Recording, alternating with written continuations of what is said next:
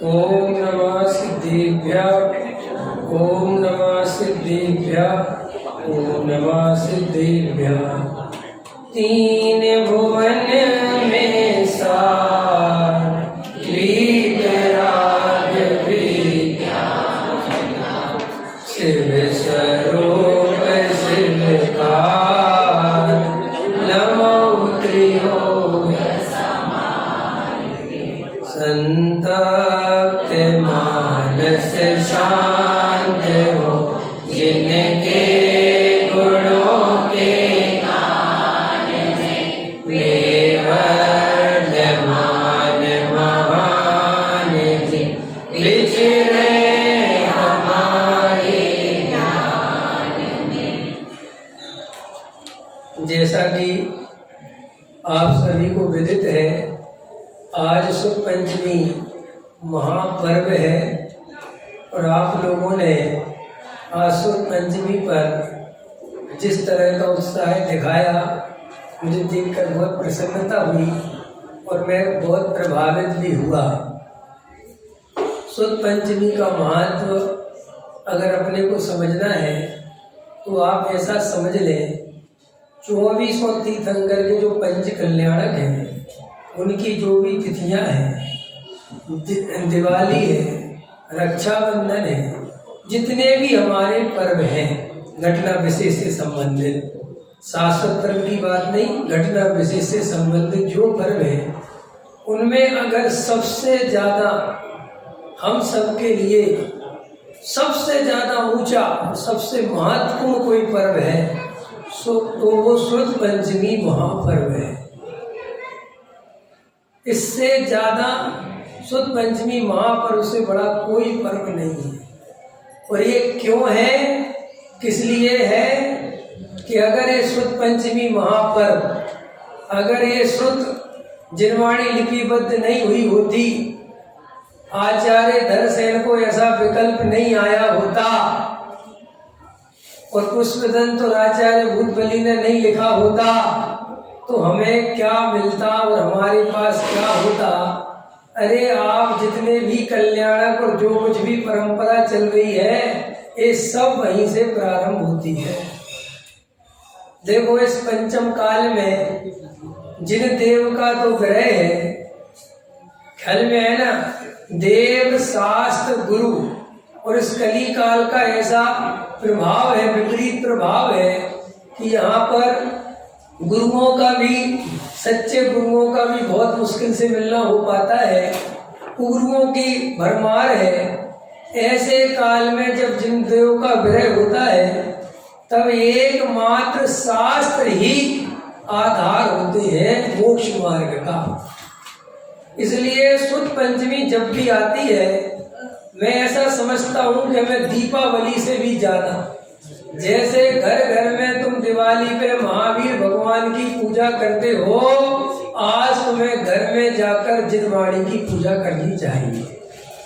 अपने घरों पर जो जिनवाणी रखी हो उसको अलमारी से निकालना चाहिए, साफ सज्जा करनी चाहिए और व्यवस्थित फिर जमाना चाहिए, और शाम को मंदिर में आके नहीं, घर में ही एक बार जरूर पढ़ना चाहिए, ताकि हमारे बच्चे पूछें कि आज क्या हो रहा है, आज जिनवाणी वाली अलमारी क्यों सजाई जा रही है, तो आप बता सको बेटा आज शुद्ध पंचमी महापर्व है। हम मंदिर में तो बताने का प्रयास करते ही हैं, सब कुछ करते हैं, फिर भी आप घर में भी शुद्ध पंचमी की परंपरा को अवश्य जीवंत कीजिए। जैसे बच्चे दीपावली का महत्व समझते हैं ऐसे शुद्ध पंचमी का महत्व उनको समझ में आना चाहिए। जितने भी ज्ञानी हुए हैं और आगे होंगे उन सब का आधार एकमात्र जिनवाणी माही है। पूज्य गुरुदेव श्री कांजी स्वामी, जिनका हम पर बहुत उपकार है, वे श्वेतांबर से दिगंबर बने तो उसका आधार भी जिनवाणी ही थी, ये समय सार ही था। सोचो अगर गुरुदेव को समय सार नहीं मिला होता तो गुरुदेव कैसे बनते, और गुरुदेव हमें ना मिले होते तो हम आज क्या कर रहे होते। इसलिए इस शुद्ध पंचमी का बहुत बहुत महत्व है। और जितनी ज्यादा से ज्यादा आप इसका समझ लो बहुमान कर सके, जितना बढ़िया से बढ़िया इसके मध्य कार्यक्रम कर सके। लेकिन मुझे आपसे ये सब बात नहीं करनी, क्योंकि उज्जैनी नगरी में मैंने देखा यहाँ तो सब लोगों को बहुत जैन धर्म के प्रति और जिनवाणी के प्रति आपके जिनवाणी सजाने से रखने से पता चल जाता है कि इस मंदिर में कैसा स्वाध्याय होता है। और ये तो पूज्य गुरुदेव श्री के आशीर्वाद से ही, पूज्य गुरुदेव स्वयं ही इसका उद्घाटन हुआ है। तो ये मंदिर तो अपने आप में धरोहर है। और आप सभी से विनम्र भाव से मैं कहना चाहता हूँ, आप बहुत परम सौभाग्यशाली हैं कि आप इस मंदिर में आते हो और आपको इस मंदिर में जिनवाणी सुनने मिलती है। और आप अपने आप को कभी भी इस मंदिर से दूर मत करना। कभी कभी कोई राग देश भी हो जाते हैं। हम सब संसारी जीव हैं, कसाय के वशीभूत हैं। तो कभी कभी कोई कुछ बोल देता है, कभी कोई तकलीफ हो जाती है, तो भी कसाय छोड़ना मंदिर नहीं, कसाय छोड़ देना मंदिर नहीं छोड़ना। ख्याल में है ना। और परीक्षा करना, कभी कुछ लगता हो तो जाके दुनिया के और मंदिर देखाना, पता चल जाएगा कि हमारा मंदिर क्या चीज है। जब तक लोगों को थोड़ा भटकने नहीं मिलता ना, तब तक अपनी चीज की कीमत समझ में नहीं आती। कभी कभी ये परम सौभाग्य होता है, जैसा भी दादा ले रहे थे कि हम सबका परम सौभाग्य है कि हम जिनेंद्र देव के कुल में पैदा हुए। परम सौभाग्य है रजनीश जी। और कभी कभी ये दुर्भाग्य भी बदल जाता है, कभी कभी ये दुर्भाग्य भी बन जाता है। क्यों कि जो चीज आंख के बहुत ज्यादा पास होती है वो दिखाई नहीं देती, है ना। पूज्य गुरुदेव को जितनी दिगंबर धर्म की महिमा आई, दिगंबरों को उतनी महिमा कभी नहीं आई। मैं एक घटना बताता हूँ। जब मैं जयपुर पढ़ता था, मेरा पहली साल का एडमिशन था, तो मेरे साथ एक ब्राह्मण का लड़का पढ़ता था, बिहार का था। और उसके मामा को जैन धर्म थोड़ा बहुत समझ में आया और बिहार के एक गांव में रहता था। तो उसके मामा ने जयपुर का एड्रेस पता किया कि कैसे पढ़ाई होती है, और उस लड़के को वहां लेके आ गए और वो हमारे साथ पढ़ता था। और आप विश्वास नहीं करोगे, वो बच्चा वहां पढ़ता था लेकिन मंदिर नहीं जाता था। खैर पढ़ता तो था लेकिन मंदिर नहीं जाता था हमारे साथ पूजा में। और वो हमसे ये कहता था कि हम इस भगवान को नहीं मानते, तो नंगे दिगंबर है, इनको हमें नहीं मानते। समझ में आए कि नहीं आया? लेकिन आप ताज्जुब मानोगे ना, तो ऐसा करने पर हमारे यहाँ किसी वार्डन ने या दादा ने या किसी ने उससे कभी कुछ नहीं कहा, और यहाँ तक कह दिया कि बिल्कुल इसे कोई भी कुछ कहेगा भी नहीं। सिर्फ इसको एक ही शर्त रखना कि क्लास सारी अटेंड करनी पड़ेगी, और कुछ नहीं। जो करना है तुम करो, क्लास में बैठना पड़ेगा। आप विश्वास नहीं करोगे, 1 महीना उसने वीतराग विज्ञान भाग, क्योंकि वो कुछ पढ़ के आया ही नहीं था ना, वो शिविर में आया था, तो उसको अलग से वीतराग विज्ञान भाग 1, 2, 3, तत्व ज्ञान बाल बोध भाग 1, 2, 3, और एक समझ लो 6 ढाला की पहली ढाल, और लघु जैन सिद्धांत प्रवेशिका का थोड़ा बहुत, इतना उसको ज्ञान हुआ। और वो ऐसा पलटा मारा कि हम लोग उसके सामने फीके पड़ गए। हम जितने अच्छे से भगवान के दर्शन नहीं करते थे, जितने अच्छे से वो दर्शन करता था। तो वो बाद में ऐसी स्थिति बनी कि वो हम लोगों से कहता था कि तुम कितने भाग्यशाली हो भैया, तुम्हें शुरू से ये जैन धर्म मिला हुआ है। तो हम लोग कहते थे हाँ ठीक है, समझ में आया कि नहीं आया सर्विस लगेगी। और भाई साहब, जब हमारा फेयरवेल हुआ, हमारे 5 साल बीत गए, तो बहुत बड़ा विद्वान बन गया। उसकी आंखों से आंसू रुकते ही नहीं थे।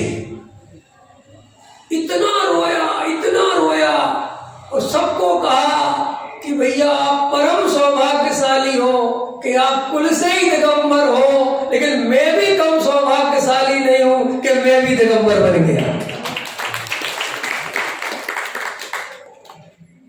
तो कभी कभी जब कोई चीज हमें सहजता से मिल जाती है बेटे, तो हमें उसका महत्व पता नहीं चलता। ऑक्सीजन हम रोज लेते हैं, है ना, कोई कीमत नहीं पता थी। और जब सिलेंडर 10,000 रुपए का बिका और पता चला ये वही चीज है जो फ्री में लेते रहे जिंदगी भर, तब पता चला कि जो ऑक्सीजन क्या चीज होती है।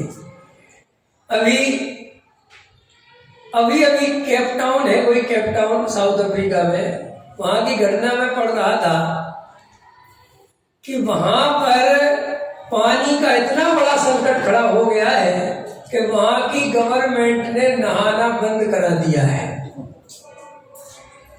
और पानी पेट्रोल से महंगा मिल रहा है। अब उनको समझ में आ रहा है कि पानी क्या चीज है।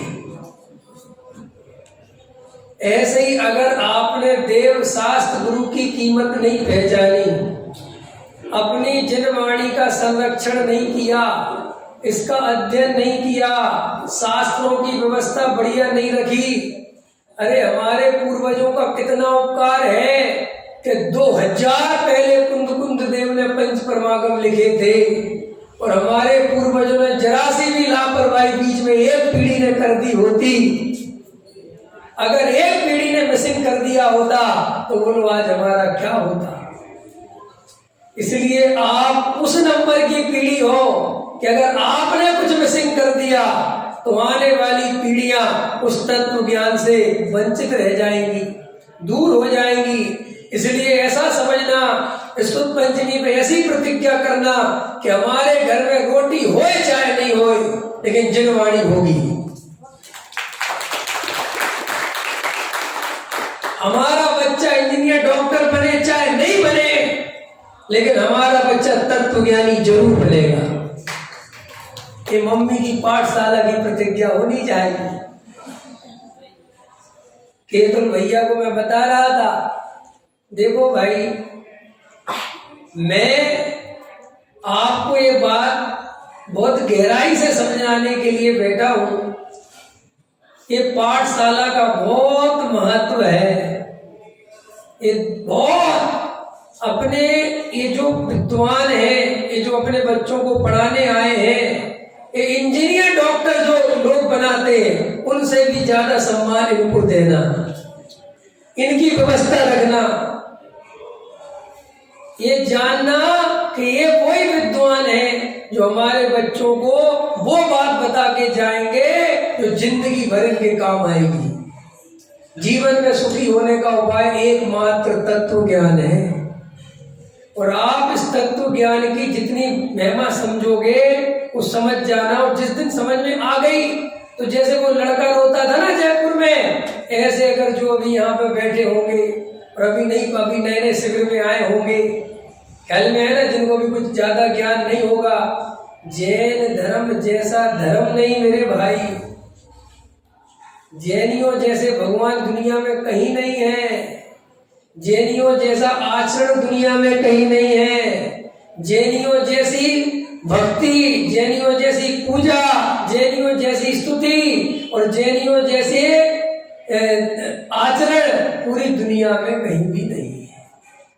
लेकिन प्रॉब्लम ये है कि दुनिया को दूर के ढोल सुहावने लगते हैं, नया नया कल्चर अट्रैक्ट करता है, नई नई ड्रेसें, नए नए लोग, नई नई टेक्नोलॉजी लोगों को आकर्षित करती है, लेकिन वो कोई काम की नहीं है।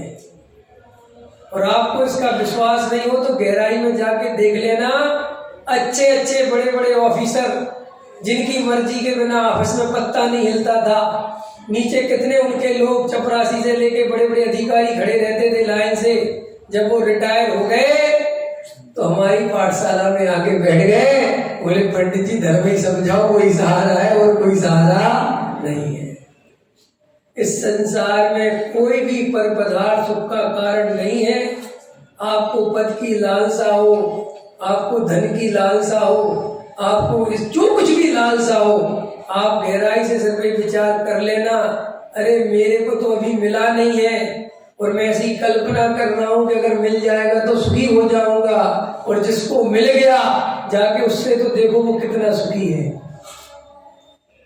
तो ये जो अपन को सहजता से तत्व ज्ञान मिल गया है, हम सब परम सौभाग्यशाली हैं।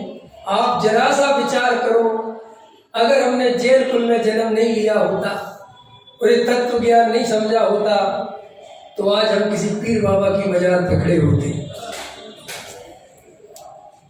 किसी ढोंगी साधु की लाइन में खड़े होते कि महाराज मेरे भूत भगा दो, किसी पंडित को हाथ दिखा रहे होते कि मेरे पास पैसा कब आएगा, और वो कहता शनि की 7.5 चल रही है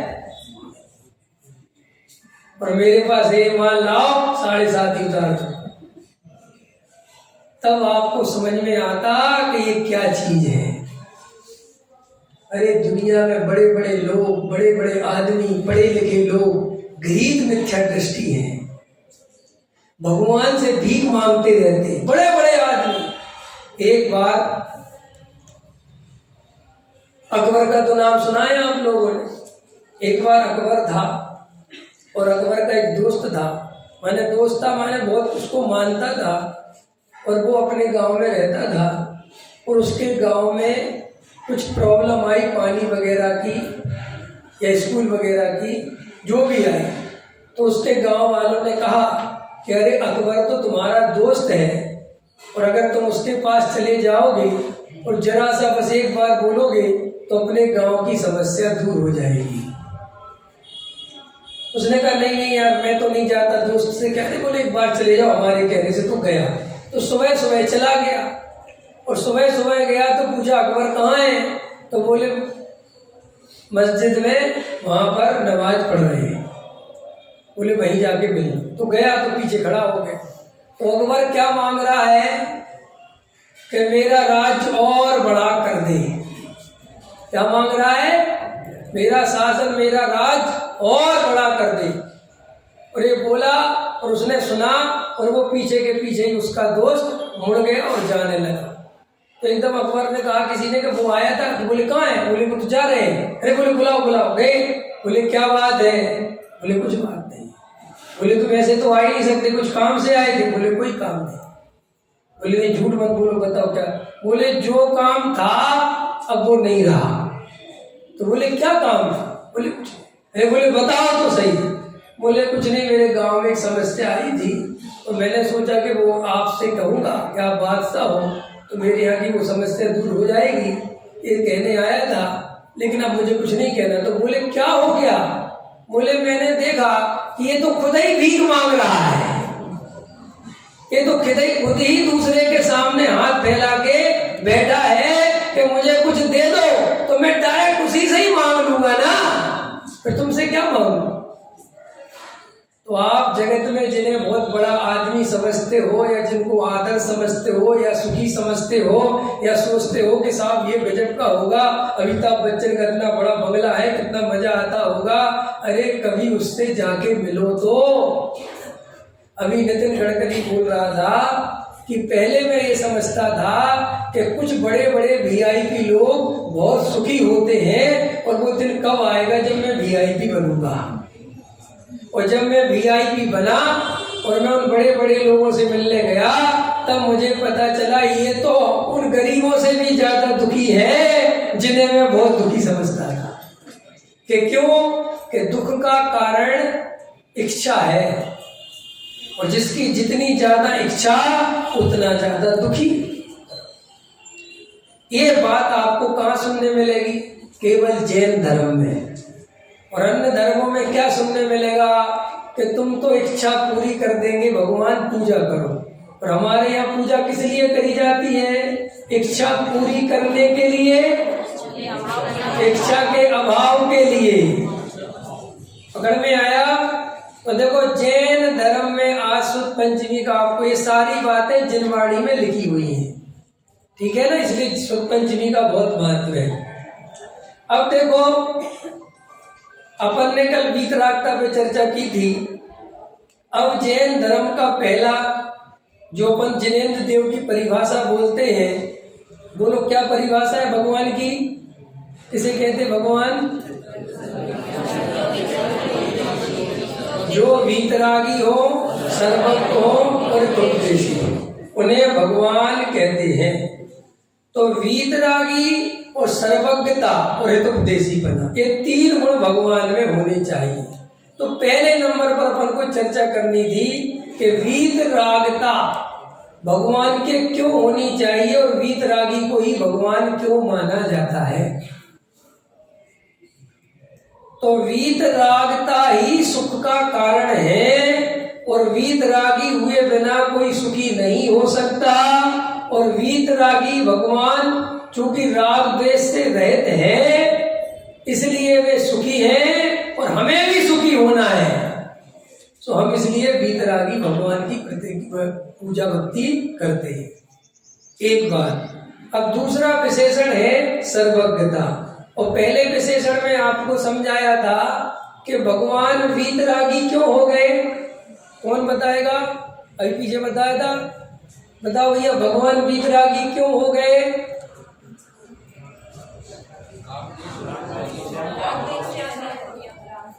ये उत्तर नहीं बताया था, फिर से याद करो क्या बताया था। जो बता देगा उसको मेरी तरफ से इनाम। बताओ, महिलाओं में बताओ। बहुत अच्छा, हाथ उठा लिया। ये तो बहुत होशियार है। जो कम होशियार है वो बताओ, जल्दी बताओ। भगवान वीतरागी क्यों है? हाँ चलिए आप बताएं, बैठे बैठे बताओ। राग देश छोड़ दिया इसलिए वीतरागी हो। वीतरागी क्यों है? कि राग देश छोड़ दिया। और राग देश क्यों छोड़ दिया? क्योंकि वीतरागी है ना। तुम्हारा घर कहाँ है? हलवाई की दुकान के सामने। हलवाई की दुकान कहाँ है? मेरे घर के सामने। और दोनों कहाँ है? आमने सामने। ये ऐसा जवाब हो गया। बोले साहब भगवान वीतरागी क्यों है? बोले राग देश का भाव कर दिया। बोले राग देश का भाव क्यों कर दिया? बोले वीतरागी। ये जवाब नहीं है।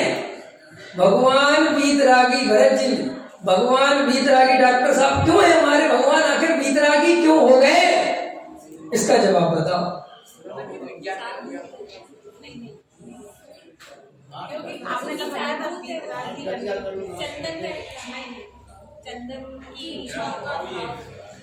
जे त्रिभुवन में जीवे अनंत, सुख चाहे दुख ते वह बंद। सारे जीव क्या चाहते हैं? सुख चाहते हैं। और सुख केवल वीतरागता में ही है, वीतरागता के अलावा कहीं सुख नहीं है। एक तो ये कारण है कि इसलिए वीतरागी हो गए। अब दूसरा कारण बताओ कि सुनो, राग द्वेष करना वस्तु का स्वभाव नहीं है, वस्तु स्वरूप नहीं है राग द्वेष करना। वस्तु स्वरूप तो वीतरागी होना है। कि क्यों होना है वीतरागी? क्योंकि जगत में कोई किसी का अच्छा बुरा नहीं कर सकता। और जब कोई किसी का अच्छा बुरा कर ही नहीं सकता तो राग द्वेष किससे करें? और जब राग द्वेष नहीं करेंगे तो क्या बचेगा? वीतरागता। तो हमारे भगवान वीतरागी इसलिए हो गए कि वीतरागी होने के अलावा कोई दूसरा उपाय सुखी होने का है नहीं।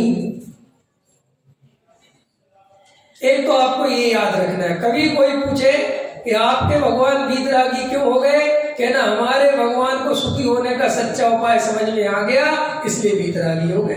कोई आपसे प्रश्न करे कि क्यों हमारे भगवान सुखी नहीं है क्या? कि नहीं है। तुम बताओ, उनको बताओ दुनिया की सारी चिंता उनके माथे पड़ी हुई है। कोई राक्षस पैदा हो जाए तो उनको नाश करने की पड़ी हुई है। पहले तो ये समझ में नहीं आता, जब सृष्टि के कर्ता कोई है तो राक्षस कहां से आ जाते हैं। पकड़ में है ना, तर्क लग गया, तर्क युक्ति लग गई।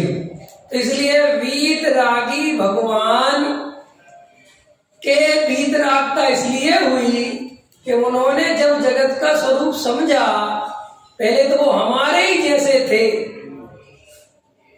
मैंने भी एक घटना सुनाई थी ना, एक प्रोजेक्ट सुना मेरा, एक जैन मुसलमान बन गया, सुना था? किस किस ने सुना? हाथ उठा। ये बहुत कम लोगों ने सुना। नहीं सुना तो घर पे जाकर सुन लेना। अभी मेरे पास वो पूरी घटना सुनाने का टाइम तो नहीं है, लेकिन उसमें उसकी जो पत्नी है जैन की, और उसका पति जब मुसलमान बन गया और उसकी पत्नी बन गई, तो उसकी पत्नी से पूछा आप क्यों बन गई? उसने पता क्या जवाब दिया कि हमें साहब जैन धर्म का कंसेप्ट ही समझ में नहीं आता। यहाँ पता क्या कंसेप्ट है, बिल्कुल रियल घटना है, वीडियो है मेरे पास, रजनीश जी। उसने क्या उत्तर दिया कि साहब इनका कंसेप्ट ये है कि सभी आत्माएं भगवान है। समझ में आया? कोई अलग से, कोई ऐसा भगवान अलग है और हम बोले नहीं, सब भगवान है। और जो भी भगवान आत्मा अपनी भक्ति तब करता है, विशेष आत्मा की आराधना करता है, वही भगवान बन जाता है। और फिर ये लोग उसी की पूजा करने लगते हैं, और फिर पूजा करते करते उसमें से फिर किसी को समझ में आ जाता है कि मैं ही भगवान हूं, फिर वो भगवान बन जाए। बोलिए कंसेप्ट कैसा है? चाहे तो भगवान बन जाता है। ख्याल में आएगी? तो बोले साहब मुझे समझ में ही नहीं आया। अब मेरा प्रश्न है, उसे इतनी बढ़िया बात समझ में नहीं आई। देखो ये कहलाती भवितव्यता, कि जिसमें तुम्हें भगवान बनने की परमिशन है, भगवान बनने का पूरा प्रावधान है, ऐसा संविधान है कि प्रत्येक जीव भगवान आत्मा है, और अगर वो उसको अनुभव कर ले, उसकी पहचान कर ले, तो वो स्वयं परमात्मा बन जाए। उसे ये कंसेप्ट समझ में नहीं आया, उसे गुलामी वाला कंसेप्ट समझ में आया। उसे कौन सा कंसेप्ट समझ में आया कि मुझे तो ये बहुत अच्छा लगता है कि ऊपर कोई सर्वशक्तिमान विराजमान है और हम सब उसके बंदे हैं, और उसने हमें यहाँ वर्क करने के लिए भेजा है, और उसकी जब मर्जी होगी वो हमें उठवा लेगा। ये कंसेप्ट जब मैंने उसको सुना, उस दिन मेरी रात की नींद उड़ गई। मैं 2 दिन नहीं सोया, सच बता रहा हूं। उस घटना को सुन मेरी पत्नी तो ये कहने लगी कि तुम ज्यादा मत सोचो, मुझे डर लग रहा है। हमने कहा किस बात का? कि हो न जाओ इस बात का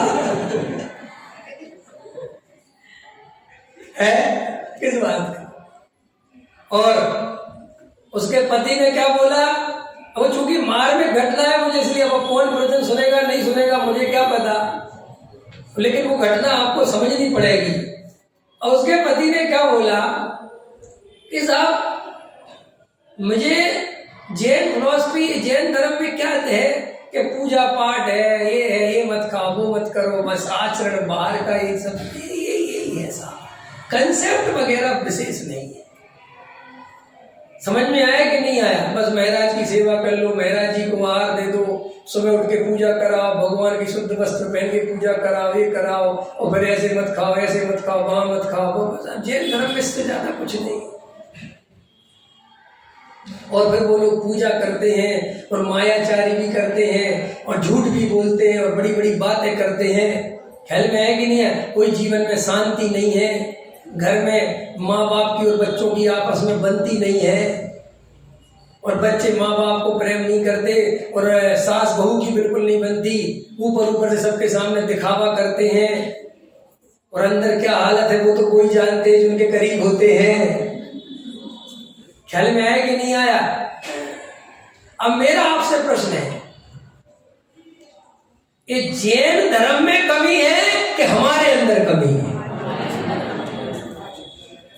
ये जैन धर्म ने सिखाया था आपको कि आप ऐसे मायाचार करना, ये दिखावा करना, ये मान कसाई के लिए मरे जाना, किसने सिखाया? ये आपकी सोसाइटी ने सिखाया है, आपके धर्म ने नहीं।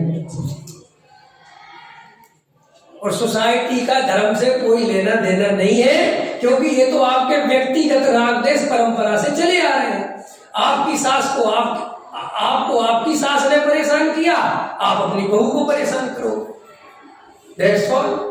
आप अपनी बहू से कहते तुम जितनी शांति से रह रही हो ना, मेरा लड़का जितना अच्छा है वो तो मैं ही जानती हूँ। अगर मेरी जैसी सास मिली होती तो तुम तो एक दिन घर में नहीं रहती। ख्याल में आया कि नहीं आया? लेकिन अब जमाना पलट गया, अब तुम वैसी सास बनोगी तो तुम घर में नहीं रह पाओगी। तो तुम ऊपर से बहुत प्रेम दिखाती रहती हो और तुम्हारा प्रेम अंदर है नहीं, और बाहर का प्रेम कभी किसी को आकर्षित नहीं कर सकता। इसलिए मैं कहता हूं प्रेम करो तो असली करो और नफरत करो तो असली करो। ये कैसा उपदेश दे रहे? नहीं समझ में आया? नफरत भी ईमानदारी से करो, क्योंकि ईमानदारी से की गई नफरत एक दिन क्षमा में बदल सकती है, लेकिन दिखावटी मायाचारी से किया गया प्रेम ना वो क्षमा के काबिल है और ना वो नफरत के काबिल है। क्या हुआ? आप मुझे मिले और अंदर ही जैसे वो भाई साहब बाहर आगे को बढ़े, सुनो पंडित जी बहुत दुष्ट आदमी है।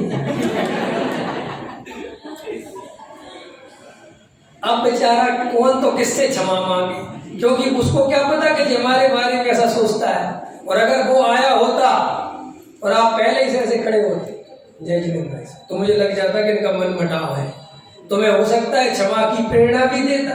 कह रहे भैया डॉक्टर साहब, दूसरे डॉक्टर साहब को क्षमा कर दो, काहे को आप तो। लेकिन आपने मेरे सामने ऐसा प्रेजेंटेशन दिया कि मुझे पता ही नहीं चला। लेकिन आपका जो बच्चा है वो आपका ये आचरण देखता है,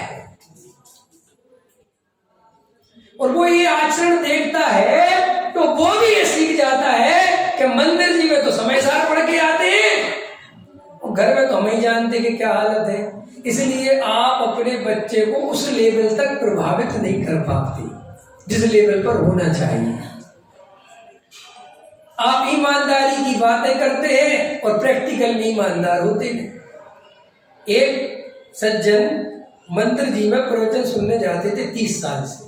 कितने साल से? 30 साल से। और रोज जाते थे और रोज आके मंदिर से दुकान पे पहुंचते थे और अपने बेटे को भाषण देते थे, तेरा कुछ नहीं हो सकता, तेरा तो भाग खराब है। इतने बढ़िया प्रवचन चलते मंदिर में, बाहर से पंडित जी आए, इतना बढ़िया समझा रहे हैं और तू प्रवचन में नहीं जाता। अब मैं तो क्या करूं भैया, तेरी होनहारे जा रहे। अब रोज सुनता था। एक दिन उसका मन हुआ कि आज बाबूजी की बात मान के, पिताजी की बात मान के आज मैं सुनी आता हूं। वो बेचारा आगे आगे बैठ गया और आगे आगे बैठ गया और पंडित जी ने प्रवचन किया। और पंडित जी के प्रवचन में ये बात आ गई कि हमें व्यापार में बहुत लिमिटेड मार्जिन के साथ व्यापार करना चाहिए। 5 रुपए की चीज 20 रुपए में नहीं बेचनी चाहिए, ये शोषण है।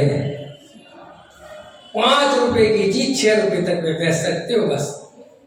और हम बेचारा सॉरी, उसने कहा तो मैं तो बहुत बेईमान आदमी था। बेचारा बच्चा बहुत बढ़िया था, उसने सुना, उसने कहा बहुत अच्छा, बाबू ने बहुत बढ़िया जगह दी है, और वो दुकान में चला गया। ख्याल में है ना? अब प्रवचन सुनने लग गया। अब बाबूजी आते थे बढ़िया भोजन करके 11-12 बजे, क्योंकि बाबूजी शाम को भी खाना है। और वो पहले पहुंच जाता था।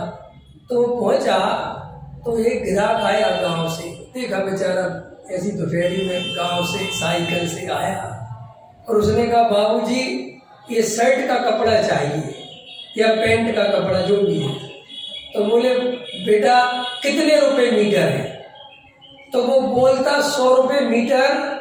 एकदम से ध्यान आ गई पंडित जी की बात, नहीं ऐसे नहीं करना, ये तो अपनी 50 रुपए मीटर की खरीद है। उसने कहा बाबूजी 60 रुपए मीटर। कितने रुपए मीटर? तो एकदम उसको नहीं लगा, तो बहुत सस्ता है। तो उसने कहा दे दो 200 मीटर। ख्याल में आया कि नहीं आया? और उसने 200 मीटर लिया और कटवाया और इतने में बाबूजी आ गए। पिताजी, तो पिताजी आए तो वो गांव का किसान बोला अरे सेठ जी राम राम। अरे बोले राम राम। और क्या हाल है लच्छू तुम्हारे? बोले बढ़िया बढ़िया। बोले बाबूजी आपका बेटा तो बहुत बढ़िया। बोले क्या लिया? अरे बोले साहब मैं तो लेना था मात्र 10 मीटर कपड़ा और मैं तो आज 200 मीटर ले लिया। अरे बहुत अच्छा बहुत अच्छा। बोले क्या रुपए मीटर दिया है? अरे बोले 60 रुपए मीटर। बाबूजी ने अपना सिर पकड़ लिया, अब उससे तो कुछ कह नहीं सकते थे। बोले ठीक है। तो बेटे से बोले तेरी बुद्धि खराब हो गई है, ये क्या किया? 100 रुपए का मीटर तूने 60 रुपए मीटर। बोले बाबूजी बुद्धि खराब नहीं हुई, बुद्धि तो आज समझ में आई है। मैं प्रवचन सुन के आया और पंडित जी ने बताया ग्राहकों को लूटना नहीं है, लिमिटेड मार्जिन होना चाहिए, न्याय नीति पूर्वक कमाना चाहिए। बाबूजी ने कहा तुझे प्रवचन सुनना नहीं आता। बोले क्या? बोले ऐसे कभी भी प्रवचन नहीं सुनना। तो कैसे सुनना? कि जैसे मैं 30 साल से सुन के आता हूं।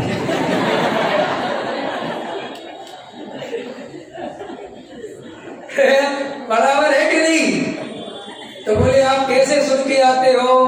कि जब मंदिर जी में पूरा प्रवचन होता है तब मैं ऐसे तत्वचित्त होकर सुनता हूँ कि पंडित जी को भी लगता है कि ये घर जाके सम्यक दृष्टि ही हो जाएगा। ख्याल में है ना?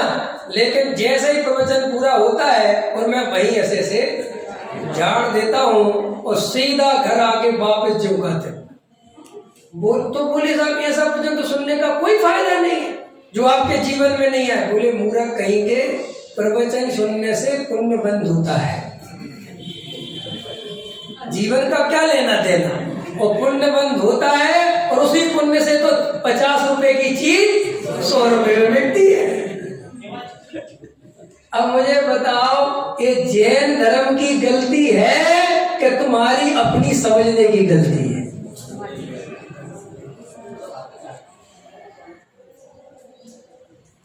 एक प्रवचन उसमें ये भी है कि ये भी अद्भुत लीला है कि जिनके भगवान का, रजनीश जी, जिनके भगवान का कोई पता नहीं, काल्पनिक भगवान, उसके भगत की ऐसी श्रद्धा उस भगवान के लिए कि वो जान देने को तैयार है। इसका भगवान है ही नहीं, काल्पनिक है, झूठ है। और जिसका वास्तविक भगवान है उसकी श्रद्धा ऐसी कि वो जान तो दौड़ो 5 रुपए देने को तैयार नहीं। 5 रुपए भी देता है तो मान कसाई के लिए देता है। अभी मैं आप लोगों से कहूं कि कुछ पैसे दे दो, दान कर दो, कोई एक दूसरे की तरफ देखो, कोई कुछ नहीं। और मैं अभी कहूं कि 5 लाख रुपए प्रतिमा विराजमान होनी है, मंदिर बनना है, ऊपर आपके परिवार का नाम लिखा जाएगा, कौन सौभाग्यशाली वो परिवार है, चालू हो गया। आप समझ में आया? मेरा कहने का मतलब ये कि हमने अपना जो धर्म था, इतना प्योर ईमानदार तत्व ज्ञान अपना धर्म था, और उसमें ये बनियाई बुद्धि लगा लगा के उसको पूरा दूषित कर दिया। और लोग ये समझने लगे कि जैन धर्म में कमी है। अब समझना बहुत गहराई से, वही व्यक्ति जैन धर्म के बारे में तो ये परिचय जानता था जबकि जैन कुल में जन्मा था, और वही व्यक्ति जब दूसरे वो मुसलमान बनने गया तो वहां क्या देखता है कि इनके यहाँ उसने पढ़ाई करी, चूंकि वो ऐसे नहीं बन गया किसी को देख के, उसको पढ़ा और उसको पढ़ के गहराई से अध्ययन किया उसने कुरान वगैरह का, और उसमें की बातें उसको अच्छी लगी कि तुम्हें कितनी शांति और कितनी प्यारी बातें, वैसे सब करके वो हो गया। अब जब वो मुसलमानों के यहाँ गया, मुसलमान बनने के बाद, तो वो उन्हीं मुसलमानों को समझाने लगा कि ये तुम्हारा आचरण सही नहीं है, ये कुरान में नहीं लिखा, ये नहीं। तो वो उनका भी दुश्मन बन गया, और फिर वो उनको समझा रहा है कि बाहर के क्रियाकांड से, बाहर के आचरण से धर्म का कोई संबंध नहीं है। मैं उस महानुभव से कहना चाहता था कि महाराज आपको जैन धर्म में ये बात समझ में नहीं आई। जितना अध्ययन आपने वहां गहराई से बैठ के किया, यहीं बैठ के हमारा समय सार पढ़ लेते तो जिंदगी भर के लिए समझ में आ जाता कि मैं स्वयं भगवान हूँ, कोई दुनिया में किसी भगवान के पास जाने की जरूरत नहीं है। लेकिन यहाँ तो आप बाहर की चीजों को देखते रहे। हम आपसे कह रहे हैं, आपसे कोई पूछे जैन धर्म क्या है तो आप सामग्री का नाम मत गिनाने लगना, जल चंदन अक्षत मत समझाने लगना, रात्रि भोजन नहीं करते मत समझाने लगना। ये समझाना कि हमारा जैन धर्म माने मैं स्वयं भगवान हूँ, और अगर ये बात स्वीकार कर लो तो तुम भगवान बन सकते हो। हमारा जैन धर्म प्रत्येक जीव के प्रत्येक द्रव्य की स्वतंत्रता की घोषणा करता है। प्रत्येक आत्मा परमात्मा है, ये जैन धर्म की मूल बात है। यहाँ से परिचय देना जैन धर्म का। हमारे भगवान वीतरागी है और वीतरागता का देव होता है। हमारे यहाँ चक्रवर्ती से लेके बड़े से बड़े असुर सुर असुर इंद्र नरेंद्र सबको कहा कि सब ये जीव जो विषय भोगों में लगे हुए हैं ये कोई सुखी नहीं है, ये दुखी ही है। तो अगर हमारा जीवन हमें पलटना है तो आप अंदर से पलटो, बाहर से पलटने की बात बाद में। आप अंदर मान कसाय तोड़ो, अंदर मायाचार छोड़ो, अंदर सरल बनो, न्याय नीति सीखो, ईमानदारी सीखो। ये मत करो कि यहाँ के कहते हो परिग्रह सबसे बड़ा पाप है, और आपका जीवन देख के आपका बच्चा समझता है परिग्रह सबसे बड़ा धर्म है, तो आप कुछ नहीं कर पाओगे। और फिर आप सम्यक दर्शन की जो बात है, देखो भाई,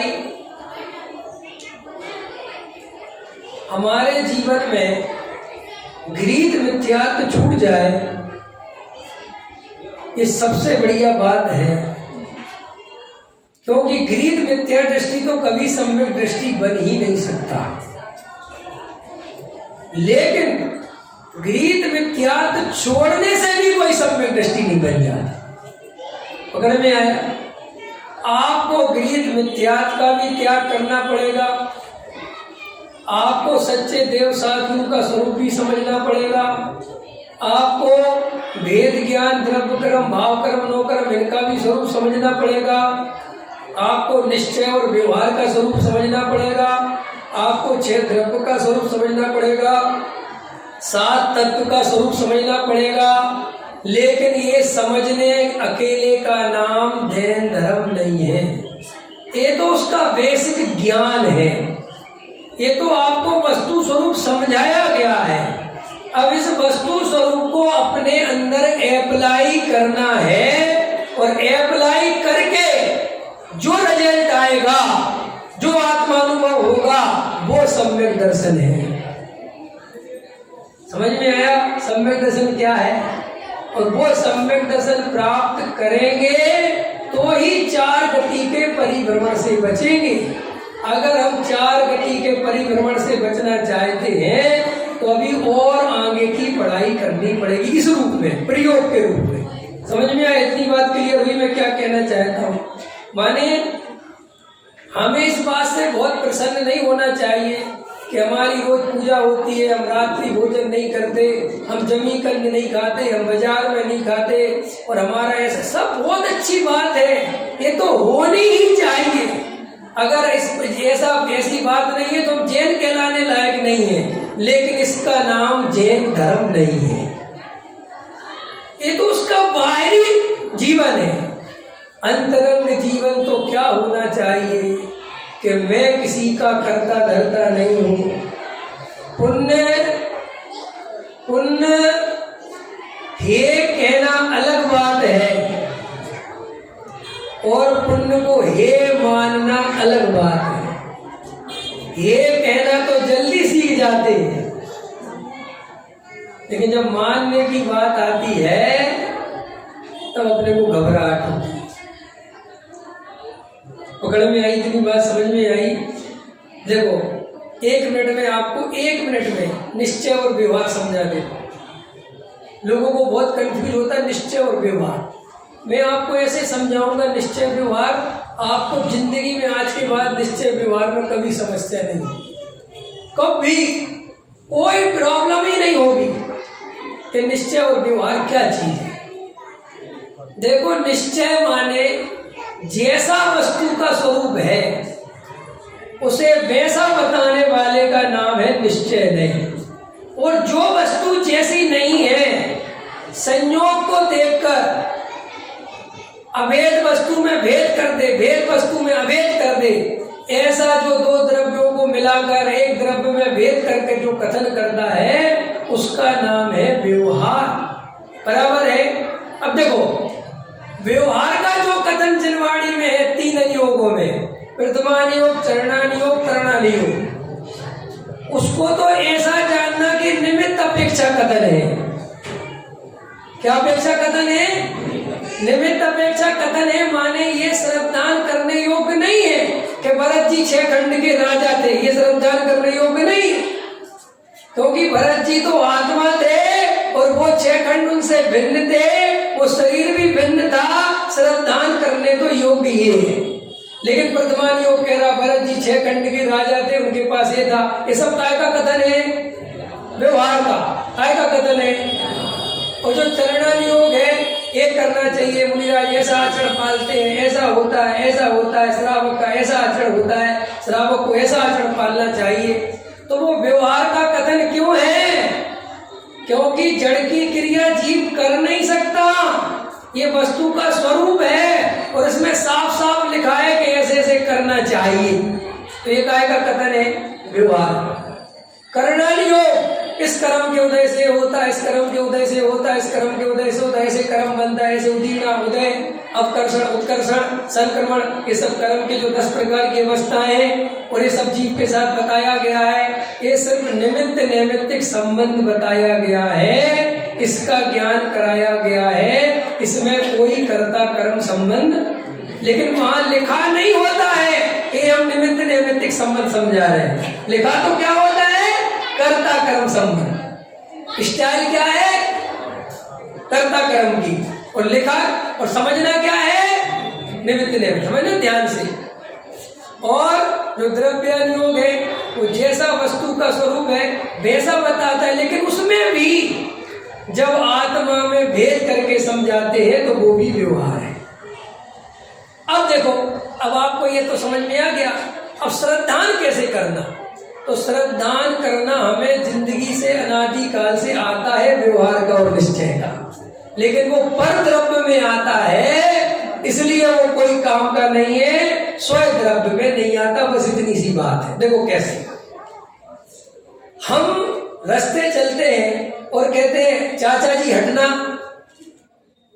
बहन जी हटना, अथवा दोस्त की मम्मी को मम्मी, दोस्त के पापा को पापा, बराबर बोलते हो। प्रश्न है मेरा, ये व्यवहार है कि निश्चय है? बोलो जल्दी। तो जिस समय बोलते हो उसी समय तुम्हें निश्चय का श्रद्धान रहता है कि नहीं? कैसा? तो आपको निश्चय और व्यवहार का श्रद्धान करना तो आता है, इसमें दिक्कत क्या है? अब कोई पूछे कि जब ये मम्मी है ही नहीं तो इसको मम्मी कहा ही क्यों कहा? प्रश्न है मेरा, आपसे ही प्रश्न है कि वो क्या कहे? कहे राजू की मम्मी, ये ज्यादा अच्छा लगेगा, या ऐसा कहे आप मेरी मम्मी तो नहीं हो लेकिन मैं व्यवहार नहीं से आपको मम्मी कहता हूं, ऐसा कहेगा? तो लोग भी निश्चय और व्यवहार के बिना नहीं चलता। हम आपके घर में जाते और आप बोलते पंडित जी आपका ही घर है, लेकिन पंडित जी को उसी समय श्रद्धान है कि बिल्कुल मेरा नहीं है। अगर जरा सा कह दूंगा कि एक दिन और रुकना चाहता हूं तो कहेगा मुझे बाहर जाना है। समझ में आता कि नहीं आता? और वो कहने वाला भी जानता है कि आपका नहीं है, ये मैं कहने के लिए व्यवहार से कह रहा हूं। बस ऐसे ही जिनवाणी में पूजा करो, भक्ति करो, स्वाध्याय करो, ये करो, वो करो, ये मत करो, ये मत करो, ऐसे करो, वैसे करो, इसमें आपको श्रद्धा नहीं रखना है कि ये व्यवहार का कथन है, मैं करने धरने वाला नहीं हूं, मैं तो जानने वाला हूं। तो आपका मोक्ष मार्ग प्रारंभ हो जाएगा। लेकिन अपन निश्चय नए और व्यवहार नए के नाम पर रोज ठगाए जाते हैं। व्यवहार छोड़ मत देना। जैसे इनके पास व्यवहार हो। क्या रजनी जी पॉइंट समझ में आए? व्यवहार छोड़ मत देना। क्या नाम आपका? नमन। और आपका? उत्सव। उत्सव क्या कहते हैं बेटा? व्यवहार छोड़ मत देना। जैसे इनके पास व्यवहार हो और हमारे कहने पे छोड़ देंगे। कैसा हमारे पास है? निश्चय भले ही नहीं हो, व्यवहार तो है, आत्मा की अनुभूति भले ही नहीं हो, लेकिन दया दान पूजा भक्ति तो है। किसने कहा दया दान पूजा भक्ति व्यवहार है? कौन से ग्रंथ में लिखा है? लेके आओ। दया दान पूजा भक्ति व्यवहार नहीं है। अरे दया दान पूजा भक्ति को व्यवहार इसलिए कहते हैं कि जब उन्हें मोक्ष मार्ग कह दिया जाता है। अगर मैं दया दान पूजा भक्ति को कहूं कि बंध के कारण है, तो व्यवहार का कथन है कि निश्चय का? बोलो। निश्चय का है, क्योंकि एक्चुअल बात है दया दान पूजा भक्ति बंध के कारण है, कोई व्यवहार का कथन नहीं है। तो व्यवहार का कब कहलाता है? जब दया दान पूजा भक्ति को बंध का कारण ना कहकर मोक्ष मार्ग का सहचारी जानकर। सहचारी का समझते हो? साथ देने वाला नहीं।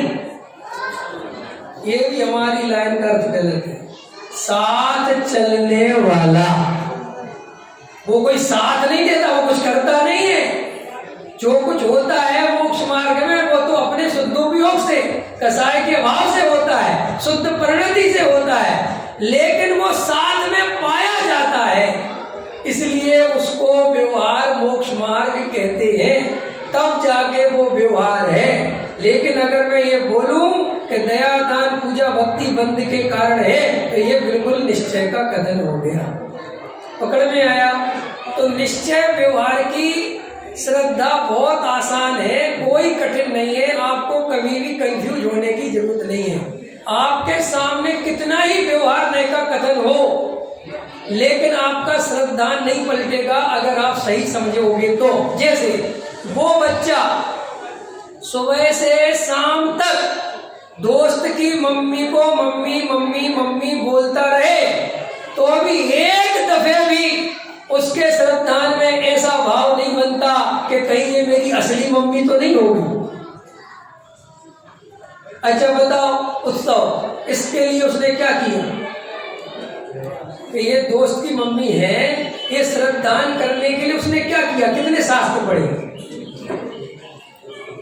कुछ नहीं पढ़ा और श्रद्धान हो गया। समझ में आया? श्री गुरु कहते हैं चूंकि वो अनादिकाल से परद्रव्य का भेद जानता है, स्वयं और पर, इसलिए वहां पढ़ने की जरूरत नहीं पड़ती, बिना पढ़े ही श्रद्धान चलता है। लेकिन आज तक अनादिकाल से इस जीव ने इस भगवान आत्मा का न कभी परिचय किया, न कभी इसकी बात सुनी, न कभी अनुभव किया, इसलिए इसका श्रद्धान नहीं होता। और इसका श्रद्धान कराने के लिए स्वयं पर का ज्ञान कराना पड़ता है। उस स्वयं पर के ज्ञान के लिए ही एक पूरी द्वादशांग जनवाणी है और कोई सार नहीं है। एक ही सार है कि स्वयं पर का भेद ज्ञान करना आ जाए, स्वयं स्वयं पता चल जाए और पर पता चल जाए, अपने आप सब कुछ हो जाएगा। सम्यक दर्शन की प्राप्ति हो जाएगी, सम्यक ज्ञान हो जाएगा और सम्यक चारित्र हो जाएगा। सम्यक चारित्र हो जाएगा कि नहीं? अरे बोलो, है? सम्यक चारित्र होगा कि नहीं होगा? देखो, कुछ लोग कह रहे होगा, कुछ लोग कह रहे नहीं होगा। और अभी मैं बारीकी में जाऊं तो जो ज्यादा पढ़े लिखे होंगे वो कहेंगे अनंतानुमंदी चलेगी ना पंडित जी, है ना? वो मिथ्यात्व गया तो उतना चारित्र हो गया, लेकिन बाकी का चारित्र तो भी नहीं है बराबर। तो बाकी का चारित्र कब होगा? अच्छा, बाकी का चारित्र कैसे होगा? मुनि बने। बहुत अच्छा, कितना बढ़िया जवाब। दोनों बाकी का चारित्र कैसे होगा भाई? चौथे गुण स्थान से पंचम गुण स्थान में जाने के लिए क्या करना पड़ेगा? चर्या में लाना पड़ेगा। वेरी गुड है, आपने बोला क्या लाना पड़ेगा? चर्या। हाँ बराबर, क्या लाना पड़ेगा चर्या में? जो पढ़ा है हमने, जो सम्यक दर्शन पाया है, उसको चर्या में लाना पड़ेगा। सम्यक दर्शन को चर्या में लाना पड़ेगा तो सम्यक चारित्र हो जाएगा, ये कह रहे हैं। तो वो चर्या में लाने का मतलब क्या है? पीछे वालों को समझ में आ रहा कि नहीं आ रहा? हाथ उठाओ जिसे समझ में नहीं आ रहा हो। अच्छा, हाथ उठाओ जिसे समझ में आ रहा हो।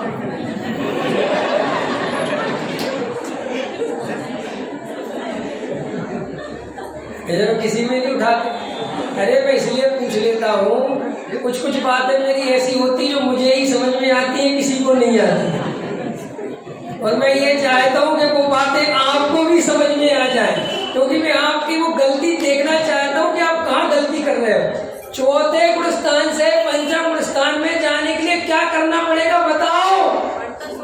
अणुवृत्तों को धारण करना पड़ेगा। बिल्कुल ठीक। प्रतिमा जी लेनी पड़ेगी। हाथ उठाओ जो कह रहे। अच्छा, जाने की जल्दी तो नहीं है। अगर तुम लोग राजी हो जाओ ना नहीं जाने के लिए, तो सच बता रहा हूं, मेरी गारंटी है मन तो नहीं करेगा, गर्मी भले ही बहुत लगे। बताओ, चौथे से पांचवें जाने के लिए क्या करना पड़ेगा? हाँ बताओ। बहुत अच्छा, सच बात बताओ, यही लगता है? यही लगता है? ये पता कब तक लगता है? जब तक कुछ नहीं करते। ये थोड़ा खतरनाक हो गया, थोड़ा सा खतरनाक है, मुझे पता है। अभी आप नहीं समझोगे, वो समझ जाते हैं जो जिनसे मैं कह रहा हूँ। क्या होता है, हम बातें तो बोलते हैं, लेकिन अपने दिमाग में एक साइड में ये काम करता रहता है कि जब तक हम आचरण नहीं पालेंगे तब तक हमारा गुणस्थान नहीं बढ़ेगा। और मजेदार बात यह है कि आपकी नजर इस तरफ गई और आपकी इधर से नजर हट गई, तो आचरण की चिंता करना कि नहीं करना? बोलो, आचरण पालना कि नहीं पालना? अगर आपको भगवान आत्मा पे पक्का भरोसा हो, और जिन लोगों को ऐसा लगता है कि ऐसे में तो कोई आचरण पालेगा ही नहीं, ये उन्हीं लोगों को लगता है जिनने अभी आत्मा की दृष्टि नहीं करी। मैं ये कह रहा हूं कि आप एक बार ईमानदारी से आज तक विचार करके देखो, आज ही आपकी कसाई कमजोर ना पड़ जाए तो मेरे पास कल आना। अरे भाई, स्वाध्याय करने से तो थोड़ी देर के लिए कसाई बंद होती है, लेकिन सच्चा वेद ज्ञान करने से हमेशा के लिए खत्म होती है। इसलिए स्वाध्याय पूर्वक वेद ज्ञान करना सीखो। आप बिल्कुल मत करो। असली जैन धर्म ये कह रहा है कि आत्मा के अलावा कहीं कोई धर्म नहीं है, आत्मा के अलावा कोई दूसरा परमात्मा नहीं है। खैर मेरा, और वो आत्मा में स्वयं हूं, और आत्मा में अपनापन सम्यक दर्शन है, और उसी आत्मा में रमण करने का नाम सम्यक चारित्र है। और जब उस आत्मा की रमणता बढ़ती है तो अपने आप ही बाहर में वो आचरण आता है जिसको जो दुनिया को दिखाई देता है। ख्याल में आया? गहराई से विचार करें। अभी का समय हो गया। आज सुद पंचमी का परम पावन अवसर है, ये महापर्व है। आप इस पर्व के महत्व को पहचानते हैं, और आज जिन घरों में स्वाध्याय नहीं होता वे आज सुद पंचमी पर नियम लेके जाएं कि हम घर पर भी स्वाध्याय प्रारंभ करेंगे। यहाँ पर जो क्लासें चलती हो, और अगर आप रोज के स्वाध्याय में नहीं आते हो तो आप ये समझ लो आप बहुत बड़ा पाप करते हो। दुनिया का सबसे बड़ा पाप है गृहस्थ जीवन में अगर हम स्वाध्याय नहीं करते तो। इसलिए आप यहाँ के प्रतिदिन के स्वाध्याय में जुड़े, ज्यादा से ज्यादा आए और वस्तु का स्वरूप समझाएं। भाई हम तो 2-4-6 दिन के लिए आएंगे, लेकिन असली वस्तु का स्वरूप गहराई से समझने के लिए आपको प्रतिदिन के स्वाध्याय में बैठना अनिवार्य है। सहजानंदी सो